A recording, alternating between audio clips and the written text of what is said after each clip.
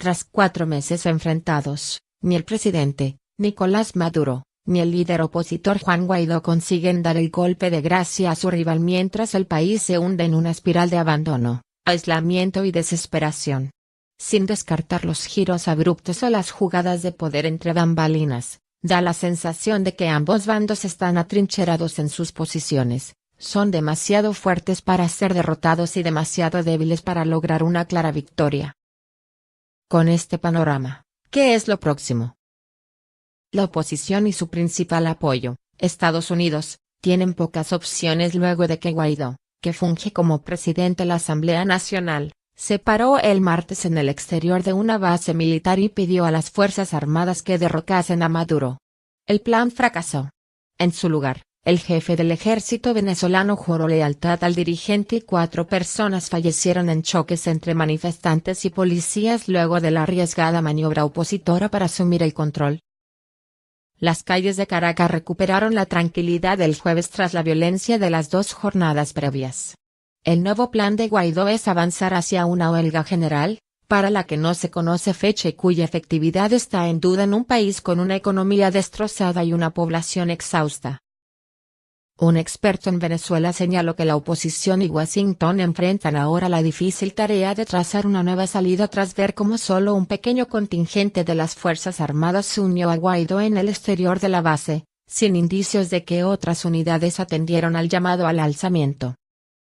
Solo puedes jugar esta carta una vez, y ahora que se ha jugado es complicado ver qué más se puede hacer, dijo Fernando Kutz, quien hasta el pasado 28 de abril dirigió la política estadounidense hacia la nación en el Consejo de Seguridad Nacional, tanto como con el presidente Barack Obama como con Donald Trump. Al mismo tiempo, el gobierno de Maduro está sometido a una enorme presión y enfrenta el rechazo de gran parte de la población mientras intenta encaminar el rumbo de un país en descomposición.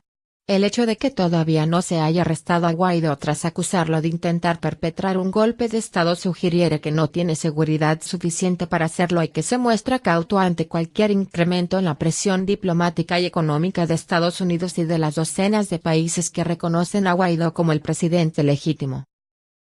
Cualquier intento de detener a Guaidó sería altamente inflamatorio, apuntó Eileen Gavin, analista para Latinoamérica de Verisk Maplecroft, una consultora de riesgo global. Desde la perspectiva de Maduro, podría ser mejor desacreditar a Guaidó como una simple molestia y un títere de Estados Unidos, lo que socavaría el vacilante movimiento de Guaidó y, una vez más, dividía la fracturada oposición venezolana, señaló Gavin en un reporte. El gobierno empezó a actuar contra algunos tras la fracasada rebelión. El máximo tribunal del país ordenó el jueves la detención del mentor político de Guaidó, Leopoldo López, que se refugió en la Embajada de España tras desafiar su arresto domiciliario y unirse a la intentona golpista. La Corte también abrió una investigación por traición a Edgar Zambrano, vicepresidente de la Asamblea Nacional que también estuvo con Guaidó en el exterior de la base militar en Caracas. Algunos analistas creen que las acusaciones estadounidenses de que 3 altos cargos venezolanos participaron en la trama contra Maduro no dividirá al gobierno sino que los acercarán a él. Uno de los cargos de más peso en el Ejecutivo, el ministro de Defensa, Vladimir Padrino López, juró lealtad al dirigente e indicó que hubo intentos para traer al ejército a la causa opositora. En una advertencia a los posibles desertores, Padrino López señaló que intentaron comprarlos como a mercenarios. Estados Unidos impuso sanciones a la industria petrolera venezolana y a figuras clave del equipo de Maduro, que se está aferrando al poder pese a la grave situación económica y humanitaria que en los últimos años obligó a alrededor del 10% de la población a marcharse en la mayor crisis migrante de Latinoamérica.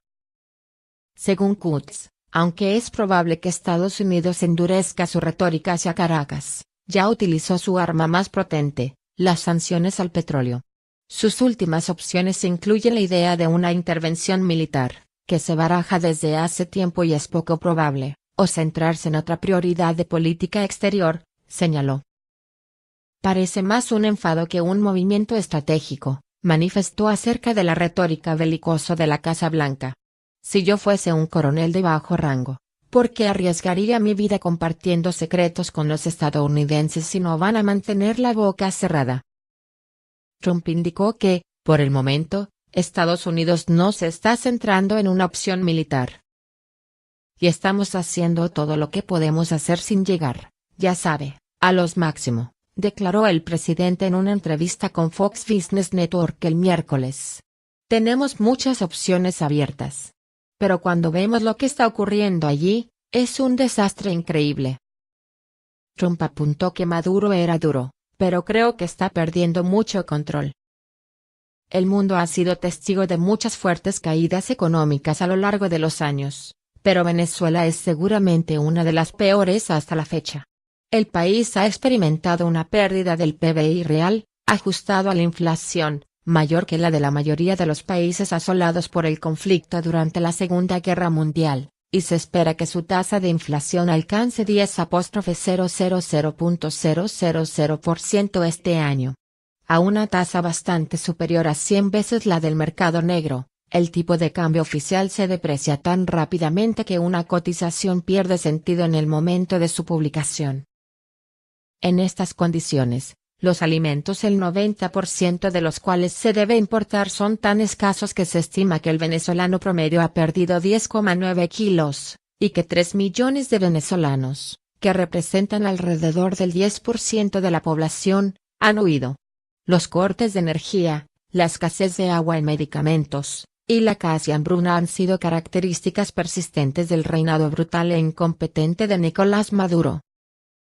Hasta la década de los 60. El PBI per cápita de Venezuela era el más alto de América Latina, alrededor del 80% del de Estados Unidos. Hoy en día, es inferior al 30% y también muy por debajo de Chile, Brasil, México y Colombia. En comparación, en 1990, el PBI per cápita de Colombia era aproximadamente la mitad del de Venezuela.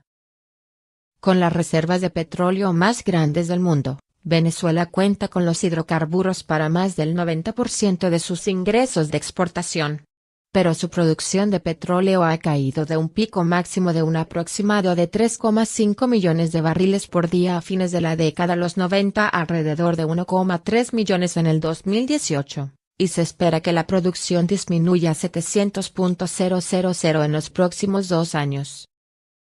De hecho, incluso cuando el precio del petróleo ha estado subiendo, la producción del país ha disminuido debido a la falta de mantenimiento e inversión, el robo de material, el nombramiento de aliados militares inexpertos como gerentes y la migración de los trabajadores petroleros que pueden ganar mucho más en otros lugares.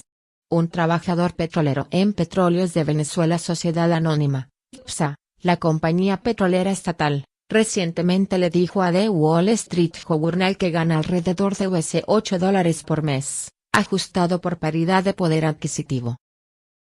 La situación de Venezuela es en gran parte autoinfligida.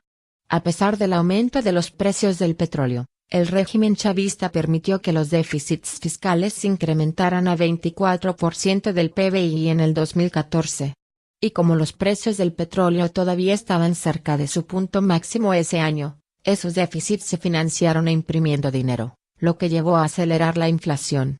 Para empeorar las cosas, el gobierno ha impuesto controles de precios tan severos que los minoristas están obligados a vender sus productos con pérdidas. Más allá de estos intentos torpes de regular la actividad económica, la represión cada vez más brutal del régimen contra la disidencia y la erosión de las instituciones democráticas del país han empeorado las cosas. Bajo la vigilancia de Maduro, los servicios básicos han dejado de funcionar. En el 2016, se les dijo a los empleados del gobierno que se presentaran solo 2 días a la semana para conservar la electricidad. El país sufrió cortes de energía masivos de todos modos. En enero, Maduro realizó su segunda juramentación, luego de ganar una elección presidencial fraudulenta en mayo pasado. En respuesta, muchos países latinoamericanos, junto con Canadá, Estados Unidos y algunos Estados miembros de la Unión Europea, han reconocido al presidente de la Asamblea Nacional Juan Guaidó como presidente legítimo de Venezuela, de acuerdo con la línea de sucesión constitucional del país. Además, Estados Unidos, un importante mercado para las exportaciones petroleras venezolanas, ha sancionado al régimen de Maduro, ha congelado sus cuentas bancarias y ha dirigido los pagos de las compañías estadounidenses por el petróleo venezolano a una nueva cuenta que se pondrá a disposición de Guaidó. De las protestas masivas, Maduro ha continuado recurriendo a la intimidación, al encarcelamiento y al hambre de figuras de la oposición, mientras soborna a los líderes militares por su apoyo. Sin embargo, la pregunta no es si Maduro podrá resistir, sino por cuánto tiempo. Su régimen no puede durar indefinidamente y, cuando caiga, Venezuela tendrá necesidades apremiantes. Para empezar, el país requerirá ayuda humanitaria a gran escala. Los hospitales deben ser reabastecidos, las escuelas reabiertas y el transporte público restablecido, así como otros servicios vitales. Y la comida debe estar disponible para una población gravemente desnutrida. Al mismo tiempo, Venezuela necesitará reformas para terminar con la inflación, restaurar la estabilidad macroeconómica y reactivar la actividad económica. También requerirá apoyo financiero para importar suministros y reparar maquinaria y equipo. Esto se aplica no solo a la producción de petróleo, sino a todos los sectores económicos. La reconstrucción de Venezuela será un proceso largo. En tiempos de guerra, la producción tiende a disminuir debido a que el enemigo deshabilita infraestructura clave como las conexiones ferroviarias y las instalaciones de generación de energía. En Venezuela, es como si el país hubiera estado librando una guerra total. Los centros operativos vitales están funcionando mal porque se ha descuidado el mantenimiento de rutina y se ha desestimulado la inversión durante más de una década. El desafío, entonces, es restaurar un entorno macroeconómico estable y un clima de negocios, y al mismo tiempo que se mejora la calidad de vida de los ciudadanos venezolanos para que continúen apoyando las reformas políticas. Esto no sería fácil incluso para un país que ha sido mucho menos devastado que Venezuela. Se espera que los próximos líderes de Venezuela y la comunidad internacional comprendan la naturaleza del desafío y tomen las medidas necesarias para mantener la paz social durante la reconstrucción. Los venezolanos finalmente pueden ver la luz al final del túnel. Pero los días difíciles están por venir.